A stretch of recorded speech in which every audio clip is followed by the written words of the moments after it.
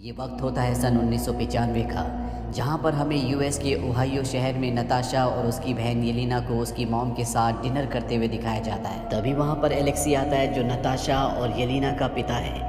वो अपनी पत्नी मेलिना को कहता है कि मैं तुमसे बात करना चाहता हूँ, और वो मेलिना को एक फ्लॉपी डिस्क दिखाता है जो वो शील्ड ऑर्गेनाइजेशन के यहाँ से चुरा कर लाया है, जिसमें शील्ड की पूरी इन्फॉर्मेशन है। वो अपनी पत्नी मेलिना से कहता है कि हमें यहाँ से निकलना होगा, और ये दोनों के दोनों अपनी दोनों बेटियों को लेकर एक दूसरी जगह पहुँचते हैं जहाँ पर एक प्लेन होता है। पर इससे पहले कि ये प्लेन से यहाँ से निकलते, शील्ड के ही कुछ लोग इन पर हमला कर देते हैं। एलेक्सी अकेले ही उन सब का सामना करता है, जबकि उसका पूरा परिवार प्लेन में बैठ चुका होता है। एलेक्सी दरअसल एक सुपर सोल्जर है। एलेक्सी किसी तरह से चलते हुए प्लेन के पंख के साथ लटक जाता है, पर तभी उसकी पत्नी को गोली लग जाती है। इसीलिए वो अपनी बेटी नताशा रोमानोफ को कहती है कि मुझे तुम्हारी मदद की ज़रूरत है। नताशा रोमानोफ आगे आ जाती है और वो अपनी मॉम की इंस्ट्रक्शन से प्लेन को ऑपरेट करना शुरू करती है, और शील्ड की पूरी टीम को चकमा देकर यहाँ से उड़ जाती है। अगली सुबह क्यूबा लैंड करते हैं, जहाँ पर इनकी मुलाकात होती है जनरल ड्रैकॉव से, जो कि सोवियत आर्म्ड फोर्सेस की हाई रैंक ऑफिसर हैं, और ये एक प्रोग्राम चलाते हैं जिसका नाम है रेड रूम। एलेक्सी ड्रैकॉव को शील्ड की फ्लॉपी डिस्क दे देता है क्योंकि वो उसी का एजेंट है, वो उसी के लिए काम करता है। और इसके बाद ड्रैकॉव उसकी दोनों बेटियों को रेड रूम प्रोग्राम के लिए भिजवाता है। रेड रूम प्रोग्राम वो प्रोग्राम है जहाँ पर लड़कियों को योद्धा बनाया जाता है, और इन लड़कियों को कहा जाता है ब्लैक विडो, जो मुश्किल से मुश्किल मिशंस को आसानी से अंजाम तक पहुँचा सकती हैं। वहीं एलेक्सी को दिखाया जाता है जो ड्रैकॉव को कहता है कि वो अपनी सरकार से बिल्कुल भी खुश नहीं है, वो वापस आना चाहता है। दरअसल वो सोवियत का पहला सुपर सोल्जर है। ड्रैकॉव को उसकी बात अच्छी नहीं लगती, इसीलिए ड्रैकॉव उसे जेल में भिजवा देता है। वक्त बीतता है और नताशा रोमानोफ अब बड़ी हो चुकी है। वो ड्रैकॉव को बिल्कुल पसंद नहीं करती, इसीलिए वो उसकी आर्मी को छोड़ देती है और हॉकाई से मिलकर उस बिल्डिंग को, जिस बिल्डिंग में ड्रैकॉव और उसकी बेटी होती है, बॉम्ब से उड़ा देती है, जिससे उन दोनों की मृत्यु हो जाती है। और अब इस घटना के कई सालों बाद सन 2016 में ये वो वक्त होता है जब ब्लैक पैंथर के पिता को बॉम्ब से ब्लास्ट करके मार दिया गया था, जो सोकोविया अकॉर्ड के पक्ष में थे और चाहते थे कि सभी एवेंजर्स उस अकॉर्ड पर साइन करें। पर नताशा रोमानोफ कैप्टन अमेरिका की टीम में होती है, इसीलिए वो अकॉर्ड पर साइन नहीं करती। थेडियस रोज यहाँ पर नताशा रोमानोफ को पकड़ने के लिए पूरी आर्मी के साथ पहुँच जाता है, पर नताशा रोमानोफ को पकड़ना इतना आसान नहीं है, इसीलिए वो थेडियस रोज के हाथ नहीं आती। वहीं दूसरी तरफ नताशा रोमानोफ की बहन येलिना को दिखाया जाता है, जो एक लड़की को मारने के लिए निशाना लगाकर बैठी होती है। दरअसल जिस लड़की को मारना चाहती है, पहले वो भी ब्लैक विडो थी, पर अब वो रेड रूम टीम यानी कि ब्लैक विडो की टीम को छोड़ चुकी है। उसके पास एक बैग होता है जो येलिना को उससे हासिल करना है। येलिना उस तक पहुंच जाती है, और जैसे वो उससे उसका बैग लेने के लिए जाती है, वो एक ट्यूब निकालकर उसकी गैस येलिना के मुंह पर छोड़ देती है। इसके बाद येलिना को ऐसा लगता है कि वो अपनी सेंसेस में वापस आ गई। दरअसल येलिना और जितनी भी ब्लैक विडोज होती हैं, इन सब के माइंड को रेड रूम में कंट्रोल किया गया होता है। इसके लिए वो एक केमिकल यूज़ करते हैं, पर जब येलिना इस सिंथेटिक गैस के संपर्क में आती है तो उसका वो चेन रिएक्शन टूट जाता है, यानी कि अब वो अपने काबू में है।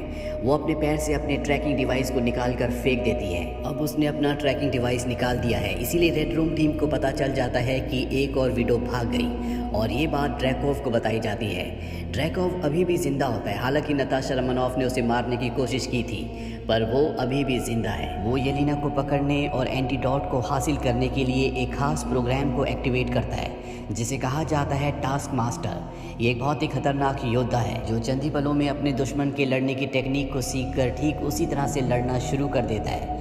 वहीं नॉर्वे में नताशा रोमानोफ को दिखाया जाता है जो थेडियस और आर्मी से भाग रही है। यहाँ पर उसका एक दोस्त भी होता है जो उसे कहता है कि मैंने तुम्हारा कुछ सामान मंगवाया है, और इस सामान में वो बैग भी होता है जिसके अंदर वो एंटीडोट है, जिससे येलिना अपनी सेंसेस में वापस आ गई थी। दरअसल येलिना ने ही अपनी बहन नताशा को ये बैग भेजा था, पर नताशा रोमानोफ इस बैग पर ध्यान नहीं देती और उसे गाड़ी की डिक्की में डाल देती है। अब रात को जनरेटर में डीजल ना होने की वजह से वो घर से डीजल लेने के लिए निकल पड़ती है, पर तभी रास्ते में उस पर कोई हमला कर देता है, और ये होता है टास्क मास्टर। इन दोनों के बीच में फाइट होती है, और तभी टास्क मास्टर नताशा रोमानोफ की डिक्की में रखे हुए उस बैग को देखता है जिसके अंदर एंटीडोट है।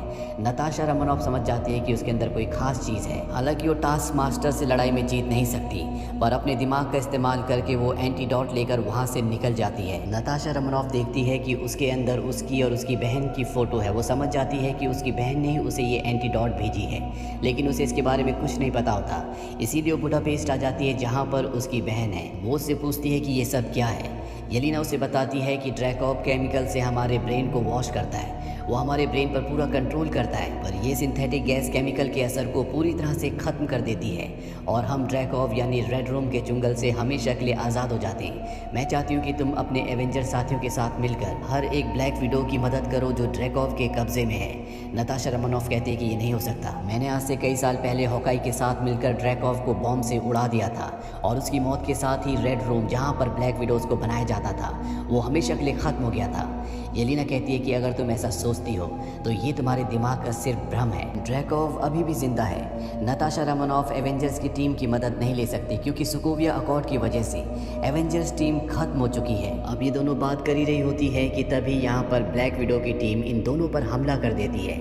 एक ब्लैक विडो ऊपर से गिरकर बुरी तरह से जख्मी हो जाती है। नताशा रोमानोफ उसके सामने होती है, वो उसकी मदद करना चाहती है। तभी हमें ड्रैकॉव को दिखाया जाता है जो एक कंट्रोल रूम में होता है। वहाँ से वो उस ब्लैक विडो को जो नताशा रोमानोफ के सामने होती है उसे अपनी जान देने पर मजबूर करता है। वो अपनी जान दे देती है और अब नताशा रोमानोफ अपनी बहन के साथ यहाँ से भाग जाती है। और अब यहाँ पर टास्क मास्टर आ जाता है जो इनका पीछा करना शुरू कर देता है, पर ये उसे धोखा देने में कामयाब हो जाती है। अब ये दोनों तय करते हैं कि ये अपने पिता को सोवियत की जेल से छुड़ाएंगे क्योंकि इन्हें किसी भी कीमत पर रेड रूम तक पहुँचना है जिसके बारे में किसी को कुछ नहीं पता कि वो कहाँ पर है, क्योंकि किसी भी ब्लैक विडो को रेड रूम से लाते या ले जाते वक्त बेहोश कर दिया जाता है। सिर्फ ड्रैकॉव है जो उसका पता जानता है और ड्रैकॉव का पता लगाने के लिए इन्हें अपने पिता को जेल से छुड़ाना होगा। ये हेलीकॉप्टर से सोवियत की जेल तक पहुंच जाते हैं और बड़ी चालाकी से अपने पिता को वहां से उड़ा कर ले जाते हैं। इसके बाद ये उस जगह जाते हैं जहां पर इनकी मां मेलिना होती है। दरअसल मेलिना की भी रेड रूम में ट्रेनिंग हुई थी, यानी कि वो भी एक ब्लैक विडो है और वो ड्रैकॉव के लिए सालों से काम कर रही है। यहाँ पर आने के बाद इन दोनों को पता चलता है कि इनके माँ बाप ये दोनों नहीं हैं, बल्कि इन्हें बचपन में चुराया गया था। मेलिना नताशा को बताती है कि तुम्हारी मॉम बहुत ज़िद्दी थी, वो तुम्हें ढूंढने की हर कोशिश कर रही थी जो रेड रूम के लिए यानी कि ड्रैकॉव के लिए खतरा बन गया था, इसीलिए ड्रैकॉव ने तुम्हारी मॉम को मरवा दिया। मैं खुद 4 बार रेड रूम के एक्सपेरिमेंट का शिकार बन चुकी हूँ। नताशा रोमानोफ कहती है कि तुम्हारी इसमें कोई गलती नहीं थी। तुमने बचपन में एक बात कही थी, जितना दर्द होगा उतने ही तुम स्ट्रांग बनोगे। इस बात को मैंने हमेशा याद रखा। हालांकि इनके बीच में कोई रिश्ता नहीं है, ये एक दूसरे को पसंद नहीं करते, पर मेलिना भी यहाँ पर इमोशनल हो जाती है और वो नताशा रोमानोफ को कहती है कि मैंने रेड रूम को इन्फॉर्म कर दिया था कि तुम सब यहाँ पर हो, क्योंकि आज भी वो ड्रैकॉव के लिए काम करती है। और अगले पल यहाँ पर ड्रैकॉव की टीम आ जाती है और तभी नताशा रोमानोफ को खुद मेलिना बेहोश कर देती है। साथ ही येलिना को भी, एलेक्सी को भी ड्रैकॉव के लोग फायर गन से बेहोश कर देते हैं। और अब मेलिना ड्रैकॉव की टीम के साथ मिलकर इन तीनों को हेलीकॉप्टर से ऊपर ले जाती है जहाँ पर ड्रैकॉव रहता है। दरअसल उसका एक बहुत बड़ा हेली कैरियर है जहाँ पर रेड रूम है। ये वही जगह है जहाँ पर लड़कियों को ट्रेनिंग देकर ब्लैक विडोज बनाया जाता है। ये जगह ज़मीन पर नहीं है, इसीलिए इसके बारे में किसी को पता नहीं होता, पर अब ये सब के सब उस जगह पहुँच चुके हैं। इसके बाद मेलिना ड्रैकॉव के पास जाती है, पर ड्रैकॉव को पता चल जाता है कि ये मेलिना नहीं है बल्कि ये नताशा रोमानोफ है। दरअसल नताशा ने एक अत्याधुनिक मास्क पहना होता है जिससे वो मेलिना के रूप में आ गई होती है और साथ ही मेलिना अब नताशा के रूप में है। इन दोनों ने प्लान इसलिए बनाया होता है ताकि नताशा ड्रैकॉव तक पहुंच सके और अब ड्रैकॉव नताशा के सामने होता है। वो उस पर गन तान देती है पर वो चाहकर भी उस पर गोली नहीं चला पाती। ड्रैकॉव उसे चाकू देता और कहता है तुम इसे ट्राई करो, पर वो चाकू से भी उस पर वार नहीं कर पाती। नताशा ड्रैकॉव से पूछती है कि तुम मुझे कंट्रोल कैसे कर रहे हो। वो कहता है कि मैं तुम्हें कंट्रोल नहीं कर रहा, ये सारा कमाल एक क्रिमिनल लॉक का है जो मैंने तुम्हारे दिमाग में तुम्हारे नर्वस सिस्टम से जोड़ दिया है। मेरी खुशबू तुम्हें कभी भी मुझ पर अटैक करने नहीं देगी, तुम चाहकर भी मुझे नुकसान नहीं पहुंचा सकती। यहाँ पर टास्क मास्टर भी होता है और इसके बाद ड्रैकॉव उसे अपना हेलमेट नकाब उतारने के लिए कहता है और जब नकाब उतरता है तो उसके पीछे एक लड़की होती है और ये ड्रैकॉव की खुद की बेटी है जिसके बारे में नताशा को लगता था कि उसने उसे मार दिया, पर आज भी ये जिंदा होती है। ड्रैकॉव बताता है कि मैंने इसके माइंड में एक खास चिप लगाई है जिससे ये एक परफेक्ट सोल्जर बन जाती है। ये किसी के भी एक्शन को कॉपी कर सकती है, इसे हराना नामुमकिन है। वहीं मेलिना को दिखाया जाता है जो एलेक्सी को कैद से छुड़ा देती है। साथ ही येलिना जिसके दिमाग में एक बार फिर से वो सब केमिकल डाले जा रहे हैं जिससे वो बाकी ब्लैक विडोज की तरह एक बार फिर से ड्रैकॉव की गुलाम बन जाएगी, पर मेलिना ने उसकी साइड पॉकेट में एक चाकू रख दिया होता है जिससे वो अपने आप को आज़ाद करके अपनी बहन की मदद के लिए वहाँ से निकल पड़ती है। वहीं एलेक्सी को दिखाया जाता है जिसके सामने टास्क मास्टर आ जाती है। इन दोनों के बीच में एक भयानक फाइट होती है, लेकिन टास्क मास्टर से जीत पाना इतना आसान नहीं है और इससे पहले कि वो एलेक्सी को मारती, मेलिना वहाँ पर आती है और बड़ी चालाकी से उसे कांच के सेल के अंदर बंद कर देती है। वहीं दूसरी तरफ नताशा रोमानोफ को दिखाया जाता है जो ड्रैकोव के सामने पूरी तरह से लाचार होती है, क्योंकि वो चाहकर भी उसे मार नहीं पा रही होती। तभी ड्रैकोव अपनी अंगूठी को एक डिवाइस के ऊपर घुमाता है और नताशा रोमानोफ को कंप्यूटर स्क्रीन पर बहुत सारी छोटी छोटी लाल रंग की लाइट्स दिखाता है। वो कहता है कि सारी की सारी ब्लैक विडोज़ हैं जो पूरी दुनिया में फैली हुई है, मेरे एक इशारे से कुछ भी कर सकती है। मैं चाहूँ तो पूरी दुनिया को अपने कब्जे में कर सकता हूँ और अब तुम जो कि एक एवेंजर हो, तुम भी मेरी गुलाम बन जाओगी। दरअसल नताशा रोमानोफ को इसी बात का इंतज़ार था।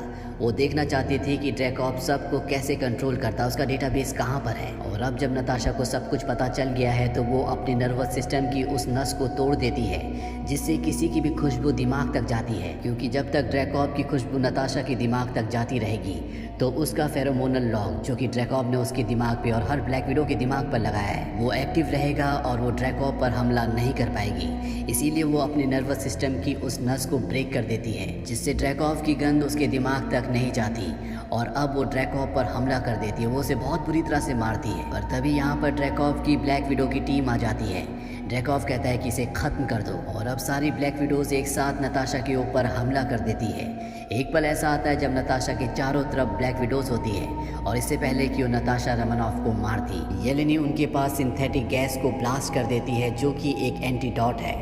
और जब उसका धुआं सबके नाक के अंदर जाता है तो सब ब्लैक विडोज वापस अपनी सेंसेस में आ जाती हैं, यानी कि अब वो ड्रैकोव के कंट्रोल में नहीं है। वहीं मेलिना को दिखाया जाता है जो इस हेली कैरियर को क्रैश कर देती है और अब बड़ी तेज़ी से ज़मीन की तरफ गिरने लगता है। नताशा रोमानोफ ड्रैकोव के कंप्यूटर से इस दुनिया में जितनी भी ब्लैक विडोज़ हैं उन सब की लोकेशन को, उनके डेटा को कॉपी कर लेती है। साथ ही वहाँ से 2 एंटीडोट्स भी उठा लेती है ताकि इसकी ज़्यादा मात्रा बनाकर पूरी दुनिया में जितनी भी ब्लैक विडोज़ हैं उन्हें पूरी तरह से ठीक किया जा सके, यानी कि ड्रैकोव के कंट्रोल से बाहर लाया जा सके।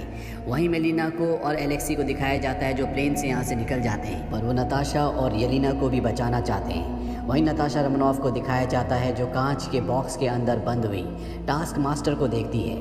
वो जानती है कि ये ड्रैकोव की बेटी है, पर आज जो इसकी हालत है इसके पीछे नताशा ही जिम्मेदार है। इसीलिए इंसानियत दिखाते हुए वो उसे आज़ाद कर देती है और इससे पहले कि टास्क मास्टर उसे ख़त्म कर दी, यहाँ पर एक ब्लास्ट होता है और नताशा रोमानोफ हेली कैरियर से लटक जाती है।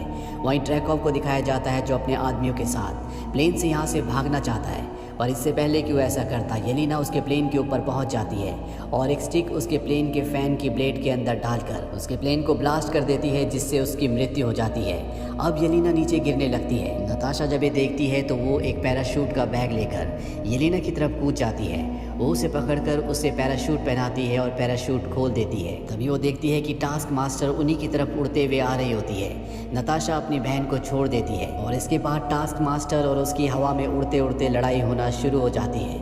पर इससे पहले कि ये ज़मीन पर गिरते नताशा अपना पैराशूट खोल देती है। टास्क मास्टर नताशा को मारना चाहती है क्योंकि उसके दिमाग की जो सेंसेस हैं वो उसके कंट्रोल में नहीं है, पर नताशा किसी तरह से उसका हेलमेट उतार देती है और उसके पास जो एंटीडोट होती है वो उसे उसके मुंह के आगे ब्लास्ट करके उसे भी वापस अपनी सेंसेस में ले आती है, जिससे ड्रैकोव की बेटी यानी कि टास्क मास्टर पूरी तरह से शांत हो जाती है। नताशा उससे माफ़ी मांगती है। अब यहाँ पर येलेना भी आ जाती है।